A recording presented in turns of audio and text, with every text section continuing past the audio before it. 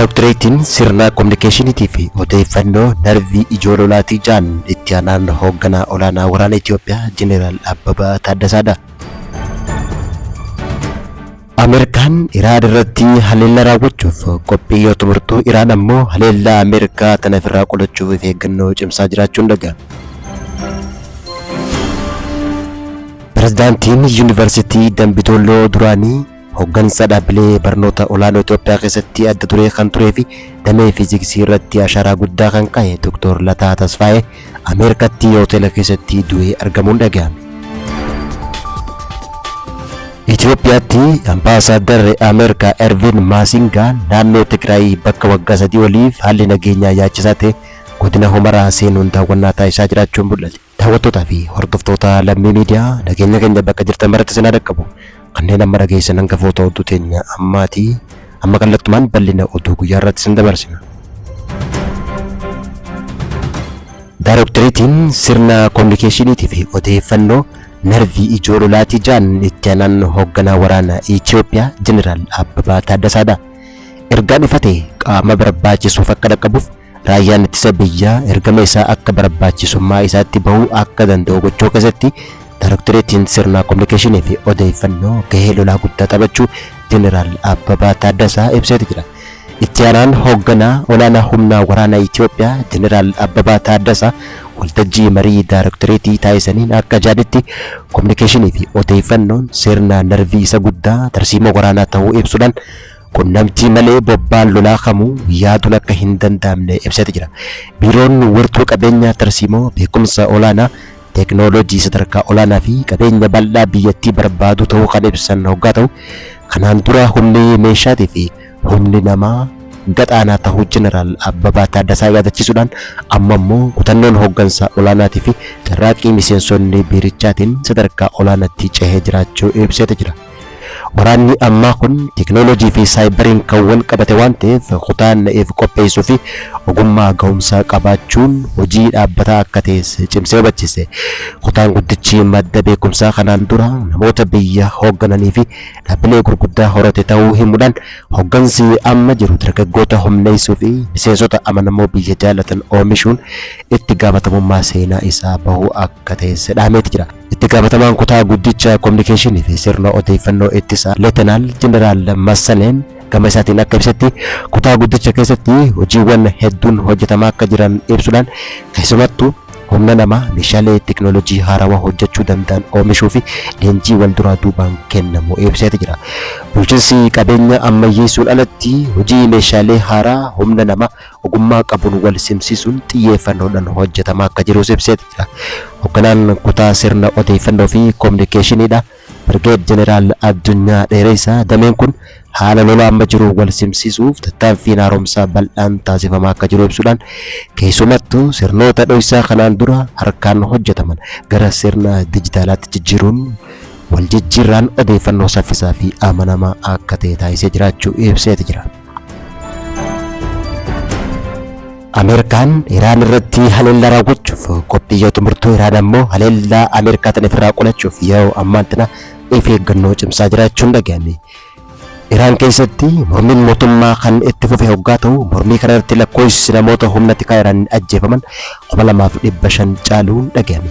Yeroo ammaan tana Ameerikaan Iraan irratti haleellaa raawwachuuf qophii xumuruu pirezidaantiin Ameerikaa Doonaald Tiraamp dhaadachaa kan jiru hoggaa ta'u Iraan ammoo yoo haleellaan Ameerikaan jettu tun dhuguma ta'e deebii kennuudhaaf eeggannoo olaanaa taasisaa jiraachuun ibsame. Yeroo ammaan tana mootummaan Iraan mormiin uummata biyya keessaa kan isa mudate hoggaa ta'u Iraan keessatti hiriirri mormii torban hedduudhaaf bahamaa tureen lakkoofsi namoota ajjeefamanii 2500 caalee jiraachuu gabaasaaleen miidiyaalee addunyaa mul'isanii jiran. Akka gabaasaaleen Al Jazeeraa fi Anadolu Ejensii baasan ibsanitti lakkoofsi namoota ajjeefamanii seenaa biyyoota addunyaa yeroo ammayyaa'oo kanatti Iraan keessatti ajjechaa kanaan dura hin argamne argamaa jiraachuun gabaafame. Ameerikaan loltoota isii buufata waraana biyyoota Arabaa keessaa baasaa kan jirtu hoggaa ta'u kunis waraanaaf qophaa'aa akka jirtu kan mirkaneesse ta'uun ibsame. Haaluma kanaan Ameerikaan buufata waraanaa isii biyyoota Arabaa haleellaa Iraaniif saaxilaman keessatti duwwaa taasisaa jiraachuu xiyyaarri waraanaa gurguddaan gara iddoo biraatti geejjibamaa akka jiranis ibsamee jira. Embaasiin Ameerikaa lammiileen Ameerikaa Saudi Arabiyaa keessa jiran of eeggannoo olaanaa akka godhanis dhaamsa dabarse. Ameerikaan Saudi Arabiyaa keessatti waraana guddaa kan qabdu waggaa ta'u waraanni Ameerikaa Saudi Arabiyaa Iraan irratti haleellaa raawwachuu kan danda'uu fi akkasumas Iraan deebii kanaaf bakka waraana Ameerikaa Saudi Arabiyaa keessa jiru akka rukuttus akeekkachiifamee jira. Ameerikaan lammiilee isii Saudi Arabiyaa keessa jiraniif of eeggannoo olaanaa akka godhan dhaamsa dabarsuudhaan waraanni Iraan of eeggannoo olaanaa irra kan jiru waggaa ta'u misaayiloonni Iraan haleellaadhaaf qophaa'uu isaaniitii fi humni qilleensaa isii haleellaa fi ittisuuf qophaa'aa akka jirus ajajni kennamee jiraachuun ibsame. Eegdonni warraaqsa Islaamaa Iraan IRGC fi raayyaan ittisa Iraanis mallattoo waraanaa akka eeggatan ajajni kennamee jiraachuun gabaafame. Israa'el ammoo gama isiitiin humna ittisaa qilleensaa isii magaalaa hunda keessatti ijaaraa kan jirtu waggaa ta'u misaa'ila farra misaa'ilaa ta'e Yerusalaam, Haifaa fi Tel Aviv, Beershaab akkasumas walumaa galatti West Bank keessatti dhaabuudhaan misaa'ila Iraan ofirraa eeguuf waraana qopheessaa jiraachuun mul'ate. Yeroo ammaan tana daandiiwwan qilleensaa kan Jarman Lufthansa dabalatee balallii gara Israa'elitti taasifamu addaan citee jiraachuunis ibsamee jira. Pirezidaantiin Yuunivarsiitii Dambidolloo duraaniitii fi hooggansa dhaabbilee barnoota olaanoo Itoophiyaa keessatti adda duree kan turee fi damee fiiziksii irratti sharaa guddaa Itoophiyaaf kan kaa'e Dr. Lataa Tasfaayee Ameerikaa hoteela keessatti du'ee argamuun dhaga'ame. Pirezidaantii Yuunivarsiitii Dambidolloo duraaniitii fi amma dhaabbilee barnoota olaanoo keessatti tajaajiluun kan beekamu Dr. Lataan barnootaaf gara Ameerikaa akka imale tumame. Haa ta'uuti malee sirna eebbaa hawwii guddaan eeggachaa odoo jiru akka tasaa hoteela keessa jiraatu keessatti reeffi isaa argamuun himame. Dr. Lataa Tasfaayee Waxabajjii bara 2019 hanga adoolessa bara 2025tti waggaa 6 fi baatii 6 pirezidaantii Yuunivarsiitii Dambidolloo ta'uun kan tajaajile waggaa ta'u yeroo fincila barattootaa yeroo adda addaattis gama miidiyaatti mul'achaa akka tureetu himama. Keessattuu waggoota dhaabicha hoogganaa ture keessatti haalli nageenyaa naannoo san jiru yaachisaa ta'us yuunivarsiitichi adeemsa baruu barsiisuu akka addaan hin kunnee fi yuunivarsiitiin sun barnoota isaa akka itti fufu taasisuudhaan dandeettii hooggansaa guddaa kan agarsiise ta'uun himama. Dr. Lataan gahee hooggansaa isaatiin alatti illee Yuunivarsiitii Saayinsii fi Teknooloojii Adaamaa Haastuu keessatti kutaa fiiziksii fi saayinsii meeshaalee keessatti gargaaraa piroofeesaraa ta'uun tajaajilaa kan ture ta'uun himame. Qorataa ogummaa qorannoo gadi fagoo qabuun beekamu akka ta'es ibsamee jira.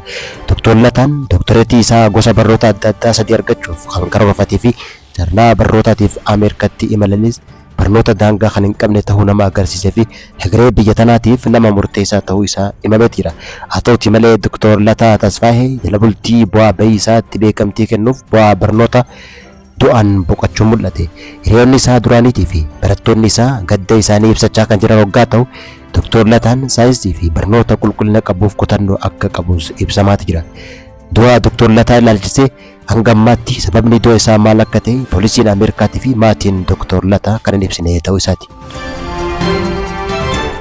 Itoophiyaatti ambaasaaddarri Ameerikaa Ervin Masingaan naannoo Tigraay bakka waggaa 3 oliif nageenya yaachisaa ta'e godina Humaraa seenuun daawwannaa taasisaa jiraachuun mul'ate. Itoophiyaatti ambaasaaddarri Yuunaayitid Isteet Ervin Masingaan daawwannaa hojii taasisuuf guyyaa irraa Amajjii 15 bara 2026 ganama barii naannoo Tigraay fi daangaa naannoo Amaaraa tan taate magaalaa Humaraa wayita seenu qondaaltota mootummaa federaalaatii fi bulchiinsa magaalaa Humaraatiin simannaan taasifameera. Ambaasaaddartichi wayita buufata xiyyaaraa Humaraa ga'utti bulchaa godina Humaraa obbo Ashatee Dammalaa'uu fi hooggantoota olaanoo godinichaa birootiin simannaan waan taasifameef jira. Daawwannaa seena qabeessa kanarratti gorsaan dhimma baha Afrikaa obbo Geetaachoo Raddaatis kan argaman waggaa ta'u hooggantoonni olaanaa waliin ta'uudhaan daawwannaa kanaaf xiyyeeffannoon addaa kennameef jira. Ambaasaadar Masingaan gara naannoo sanii imaluun haala godinni kun keessa jiru hooggantoota wajjin mari'achuu fi tajaajila dhaabbilee fayyaa cinaatti argamuuf laaluun akka imaleetu himame. Ambaasaaddartichi turtii isaa kanaan bu'uuraalee misoomaatii fi dhiyeessii qabeenya dhaabbilee fayyaa Humaraa dhuunfaan daawwatuu jaameetii qaba. Mariin hooggantoota godinaa waliin taasisaniin deeggarsa namummaatii fi hojiiwwan misoomaa kanaan wal qabatan naannoo sadiitti cimsuu irratti akka xiyyeeffatus ibsamee jira. Daawwattootaa fi hordoftoota Lammii Miidiyaa oduun yeroo kanaaf qabannee dhiyaanne kan hanga ammaatti hordofaa turtanii turtii